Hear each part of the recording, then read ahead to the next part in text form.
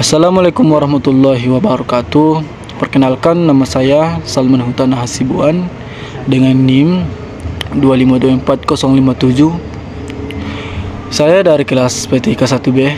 Di sini saya ingin menjelaskan beberapa materi tentang dasar komputer, hardware, perangkat keras, software, perangkat lunak, dan arsitektur komputer. Oke, langsung saja ke materi yang pertama, yaitu dasar komputer. Komputer berasal dari bahasa Inggris, yaitu compute, yang berarti menghitung. Jadi komputer adalah perangkat elektronik yang memanipulasi informasi atau data. Komputer pertama kali ditemukan pada tahun 1822 oleh seorang ahli matematika asal Inggris yang bernama Chad Bagbay. Mulanya Bagbay bermaksud untuk menciptakan sebuah mesin hitung bertenaga uap yang dapat menghitung sebuah tabel angka. Komputer ini mampu menyimpan atau mengambil dan mengelola data. Kita mungkin telah mengetahui bahwa kita dapat menggunakan komputer untuk mengetik dokumen, mengirim email, bermain game, dan menjelajah web. Sebagainya, kita juga dapat menggunakan untuk mengubah atau membuat presentasi dan bahkan video. Komputer terdiri dari dua komponen, yaitu satu perangkat keras, dua perangkat lunak. Perangkat keras adalah komponen komputer yang memiliki struktur fisik seperti keyboard atau mouse yang bisa dipegang langsung atau terlihat dengan jelas. Yang selanjutnya, perangkat lunak adalah sekelompok instruksi atau perintah yang menugaskan kepada perangkat keras tentang apa yang harus dilakukan dan bagaimana cara melakukannya. Contohnya seperti web browser, permainan, dan pengolah data. Selanjutnya ada beberapa macam komputer. Yang pertama, satu komputer desktop. Komputer ini banyak digunakan orang baik di kantor, di rumah, dan di sekolah. Komputer desktop ini dirancang untuk ditempatkan di atas meja. Biasanya komputer ini terdiri dari beberapa komponen, antara lain keyboard dan mouse. Selanjutnya adalah komputer laptop. Komputer laptop adalah komputer dengan sumber daya listrik berupa baterai, di mana laptop lebih portable dari desktop yang memudahkan kamu untuk menggunakan di mana saja. Selanjutnya adalah komputer tablet.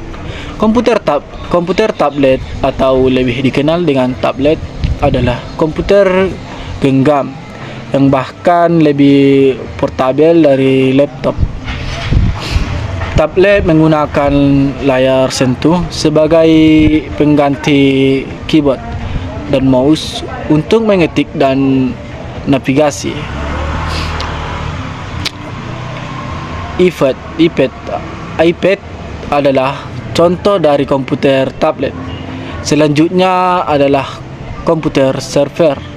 Komputer server adalah sebuah komputer yang mengelola permainan informasi dari komputer lainnya yang berhubungan dengan suatu jaringan komputer. Sebagaimana contohnya ada menggunakan internet, maka Anda sedang melihat informasi yang tersimpan yang pada server. Oke, materi selanjutnya kita lanjut, yaitu pengertian hardware. Hardware menjadi salah satu perangkat ataupun perinti keras yang terdapat pada komputer atau smartphone dan perangkat elektronik lainnya. Perangkat hardware adalah sebagai komponen komputer yang bisa dilihat secara nyata dan bisa disentuh dan dipindahkan.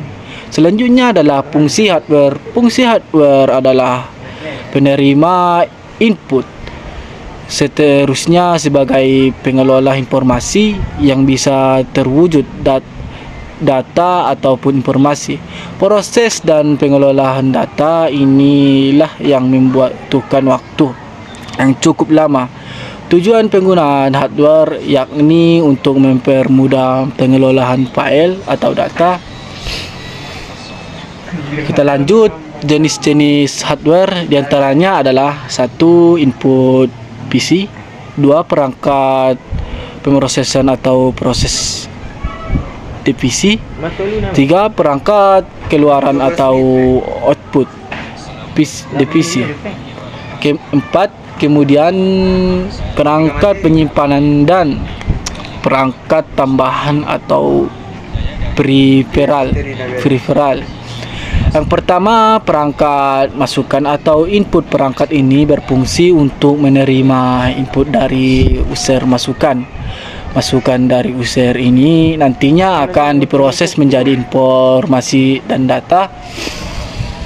Kemudian yang kedua, perangkat pengelola atau processing. Setelah diterima, beberapa petugas untuk memproses masukan dari user. Perangkat ini juga sebagai otak komputer. Contoh perangkat ini antara lain VGA dan RAM, power supply dan lain-lain.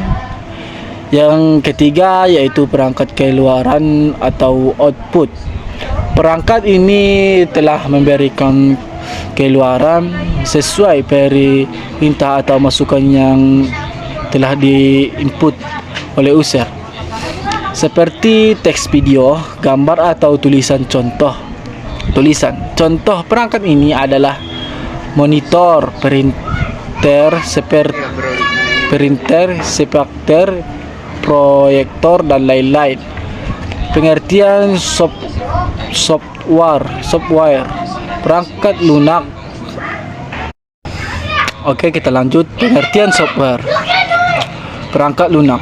Software adalah kumpulan instruksi atau program yang dibuat untuk menjalankan fungsi tertentu. Pada perangkat keras komputer, software bekerja sebagai jembatan antara penggunaan dan hardware atau antara firmware dan hardware, kemudian menghubungkan menjadi input terusnya jadikan sebagai tindakan yang diinginkan. Jenis-jenis software berdasarkan jenis-jenisnya. Yang pertama yaitu 1. Sistem operasi atau operating system. 2. Yang kedua yaitu bahasa pemrograman atau programming language. Perangkat ini berfungsi untuk memberikan instruksi guna mendefinisikan suatu program. Contoh perangkat ini adalah Java, PHP, Microsoft, Virtual Basic dan lain-lain. Seterusnya adalah program aplikasi atau aplikasi. Program ini adalah perangkat yang paling sering kita gunakan. Fungsinya untuk memudahkan kita dalam melakukan aktivitas sehari-hari. Sebagai contohnya adalah Microsoft Office, Adobe Photoshop, Canva dan lain-lain. Berdasarkan distribusinya, yang pertama yaitu Power adalah perangkat lunak yang bisa digunakan secara gratis, tidak berbayar dan tidak ada batasan waktu penggunaannya. Contoh Skype, antivirus, Vinampi, Segliner dan Lebar. Official yang kedua yaitu hardware. Service adalah software yang dapat diunduh untuk digunakan penggunaannya untuk dicoba. Selanjutnya materi yang terakhir tentang pengantar arsitektur komputer. Arsitektur komputer adalah ilmu yang mempelajari struktur dan perilaku komponen-komponen komputer, serta bagaimana komponen tersebut berintegrasi. Arsitektur komputer menjadi landasan dalam memahami cara kerja hardware dan software untuk bekerja bersama. Fokusnya pada optimalisasi kinerja, efisiensi, biaya, serta kemampuan sistem untuk menjalankan berbagai aplikasi. 2. Model arsitektur komputer. Arsitektur von Neumann menggunakan satu ruang memori untuk data dan instruksi program. Data dan instruksi melewati jalur yang sama, yang sering menciptakan bottlenecks serta hardware. Memisahkan ruang memori antara instruksi dan data. Memungkinkan akses memori, instruksi, dan data serta simultan. 3. Komponen utama arsitektur komputer. Central Processing Unit CPU, komputer utama yang menjalankan perintah dan perhitungan CPU dari beberapa bagian. Unit kontrol atau control unit mengontrol aliran data di dalam sistem dan memberikan sinyal ke berbagai bagian sistem. Arithmetic unit menangani operasi aritmatika dan logika. Register tempatnya menyimpan kecil dan cepat untuk data sementara. Memori, RAM, random access, memori penyimpanan sementara yang digunakan CPU selama menjalankan program. ROM, ready online memori tetap yang berisi instruksi dasar untuk menyalakan komputer. Misalnya BIOS, memori berkecepatan tinggi yang menyimpan data. Cache, memori kecepatan tinggi yang menyimpan data yang sering diakses oleh CPU. Unit-unit output I/O mengelola komunikasi antara komputer dan perangkat eksternal. Bus system, jaringan yang menghubungkan berbagai komponen komputer, terdiri dari satu bus data menghubungkan data antara komponen. Bus alamat menunjukkan lokasi data alamat memori. Bus kontrol menghubungkan bagaimana data dan instruksi ditransfer. Memori dan hierarchy memori. Hierarchy memori terdiri dari register, cache, RAM, dan penyimpanan setiap level. Memiliki kecepatan dan kapasitas yang berbeda. Cache berada antara register dan RAM untuk meningkatkan kecepatan akses data. Pengaturan hierarki memori bertujuan untuk mengoptimalkan waktu akses dan penyimpanan data yang sering digunakan di level memori yang lebih cepat. Sistem operasi dan manajemen sumber daya. Sistem operasi bertindak sebagai antarmuka antara pengguna dan perangkat keras.